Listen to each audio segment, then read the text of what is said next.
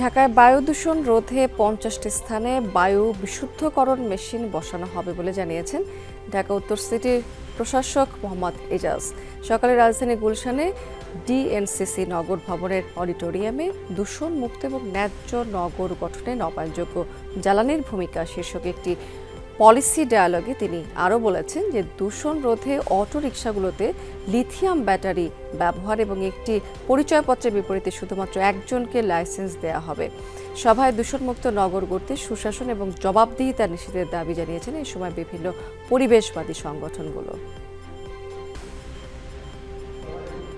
এই পাইলটিংটা হবে ইউরোপের যেরকম করে, যে ওয়েস্ট সেগ্রিগেশন হবে ঘরের মধ্যে, সলিড মানে কিচেন ওয়েস্টটা চলে যাবে যেটা কম্পোস্ট ফার্টিলাইজার তৈরি করার জন্য, সলিড ওয়েস্ট এছাড়া অন্য যেই ওয়েস্টটা আছে সেটা রিসাইক্লিং ফ্যাক্টরিতে চলে যাবে।